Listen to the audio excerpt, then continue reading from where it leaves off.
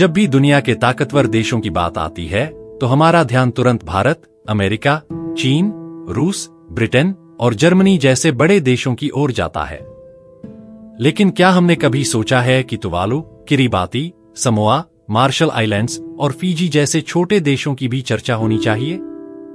ये सभी छोटे देश जो समंदर में टापुओं पर बसे हैं, शायद बहुत छोटे लगें, लेकिन हकीकत में जलवायु परिवर्तन के कारण आज पृथ्वी के भविष्य का फैसला इन्हीं देशों में हो रहा है।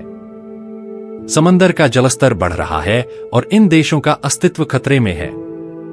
अगर ये देश डूब गए तो दुनिया के कई हिस्सों में तबाही मच सकती है।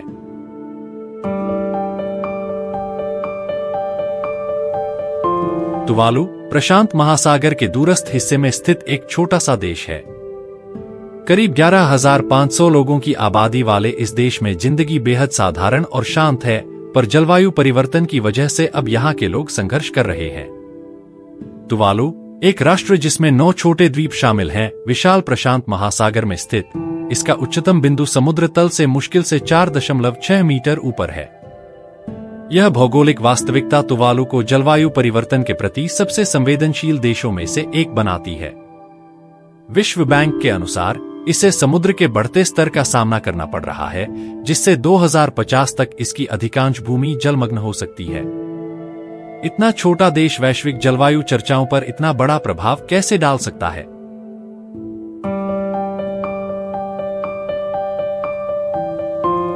जलवायु परिवर्तन पर अंतर सरकारी पैनल IPCC ने चेतावनी दी है कि उच्च उत्सर्जन परिदृश्यों के तहत इस सदी के अंत तक वैश्विक औसत समुद्र स्तर 1 मीटर तक बढ़ सकता है। तुवालू के लिए यह केवल एक आंकड़ा नहीं है, यह एक आसन संकट है। वास्तव में हाल के अध्ययनों से संकेत मिलता है कि तुवालू में पिछले 3 दशकों में समुद्र के स्तर में 15 सेंटीमीटर की वृद्धि हुई है, जो वैश्विक औसत से 1.5 गुना अधिक है। इसके भविष्य के लिए इसका क्या मतलब है? ऐसी जगह पर रहने की कल्पना करें जहां आपके घर को लगातार समुद्र में समा जाने का खतरा है। 2021 में तुवालू के विदेश मंत्री साइमन कोफे ने संयुक्त राष्ट्र जलवायु सम्मेलन में घुटनों तक पानी में खड़े होकर एक मार्मिक भाषण दिया। उन्होंने कहा, जब हमारे चारों ओर पानी का स्तर बढ़ रहा है तो केवल भाषण देना पर्याप्त नहीं है, तत्काल कार्रवाई आवश्यक है। यह स्पष्ट कल्पना न केवल भौतिक खतरे को उजागर करती है, बल्कि उन समुदायों पर पड़ने वाले भावनात्मक प्रभाव को भी उजागर करती है जो पीढ़ियों से इन द्वीपों को अपना घर कहते आए हैं। लेकिन यह संकट केवल तुवालू तक ही सीमित नहीं है, यह दुनिया भर के निचले तटीय क्षेत्रों में रहने वाले लाखों लोगों के लिए खतरा पैदा करता है। विश्व आर्थिक मंच का अनुमान है कि 2100 तक समुद्र के बढ़ते स्तर से लगभग 410 मिलियन लोग प्रभावित हो सकते हैं।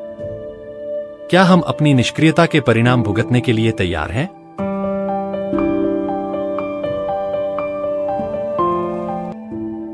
तुवालू की दुर्दशा वैश्विक नेताओं के लिए राजनीतिक एजेंडे पर जलवायु कार्रवाई को प्राथमिकता देने के लिए एक चेतावनी के रूप में कार्य करती है।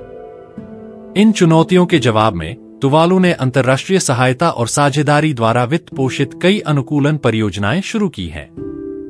उदाहरण के लिए तुवालू तटीय अनुकूलन परियोजना का उद्देश्य बुनियादी ढांचे में सुधार और सामुदायिक शिक्षा के माध्यम से तटीय खतरों के खिलाफ लचीलापन बढ़ाना है। हालांकि क्या यह पर्याप्त है? सीमित संसाधनों और जलवायु परिवर्तन से जारी खतरों के साथ क्या ये छोटे राष्ट्र वास्तव में अपने भविष्य की रक्षा कर सकते हैं?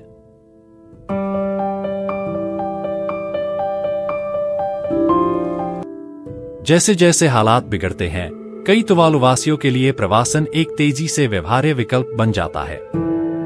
2023 में तुवालू ने ऑस्ट्रेलिया के साथ एक ऐतिहासिक जलवायु और सुरक्षा समझौते पर हस्ताक्षर किए, जो अपने नागरिकों के लिए वार्षिक पुनर्वास के अवसरों की अनुमति देता है।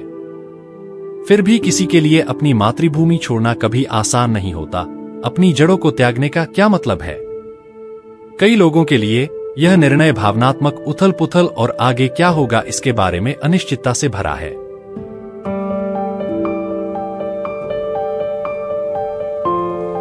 लेकिन खतरा सिर्फ तुवालू तक सीमित नहीं है। इंडोनेशिया की राजधानी जकार्ता का उत्तरी हिस्सा बीते 10 सालों में 2.5 मीटर तक डूब चुका है। इसी वजह से इंडोनेशिया अपनी नई राजधानी बोर्नियो द्वीप पर बसा रहा है। लेकिन जकार्ता में रहने वाले करोड़ों लोगों का क्या? वैज्ञानिक समुदाय जलवायु परिवर्तन के अपरिवर्तनीय प्रभावों के बारे में लगातार सचेत कर रहा है। शोध से संकेत मिलता है कि ध्रुवीय बर्फ की टोपियां अभूतपूर्व दर से पिघल रही हैं। अकेले अंटार्कटिका में इतनी बर्फ है कि अगर पूरी तरह पिघल जाए तो वैश्विक समुद्र का स्तर 60 मीटर से अधिक बढ़ सकता है।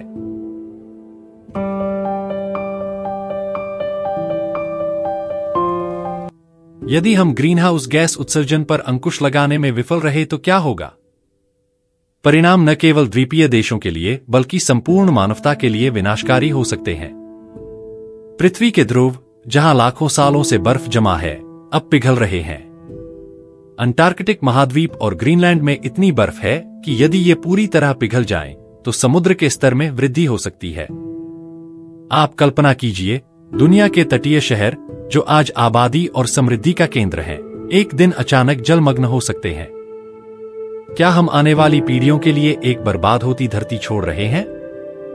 जलवायु वैज्ञानिकों का कहना है कि इस तबाही की शुरुआत हो चुकी है। बीते 10 साल में समुद्र के जल स्तर में 10 सेंटीमीटर से ज्यादा की वृद्धि हुई है। वर्ल्ड इकोनॉमिक फोरम की एक रिपोर्ट में अनुमान जताया गया है कि इस सदी के आखिर तक बढ़ते जल स्तर की वजह से लगभग 41 करोड़ जिंदगियां प्रभावित हो सकती हैं।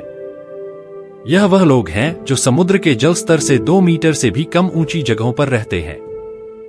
सन 1900 से ही दुनिया के ग्लेशियर तेजी से पिघलने शुरू हो गए क्योंकि इंसानी गतिविधियों की वजह से वातावरण में ज्यादा कार्बन डाइऑक्साइड पैदा होने लगी और इससे तापमान बढ़ता है।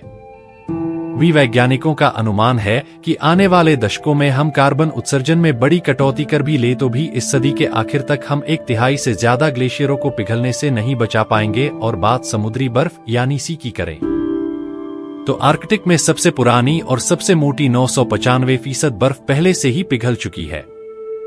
मालदीव, जो भारत का पड़ोसी देश है, लगभग 80% हिस्सा समुद्र के स्तर से केवल 1 मीटर ऊंचाई पर है।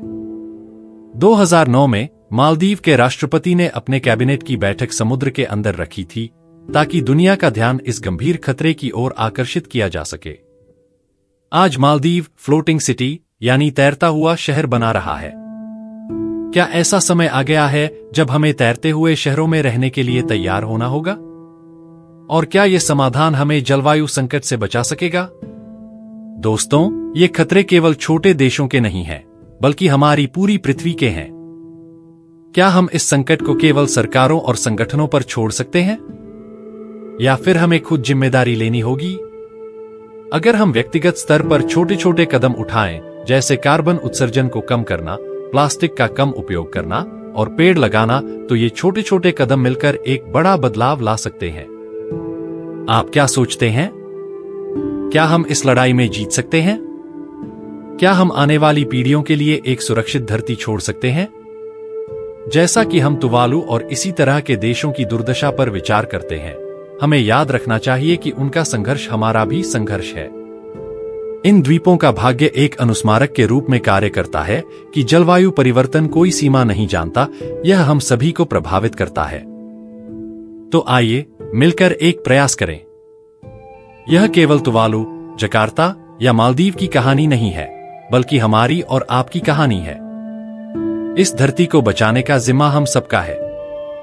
अगर आपको यह वीडियो पसंद आया हो तो इसे लाइक और शेयर करें ताकि और लोग भी जागरूक हो सकें। और सब्सक्राइब करना न भूलें ताकि हम इस यात्रा में और जानकारी साझा कर सकें।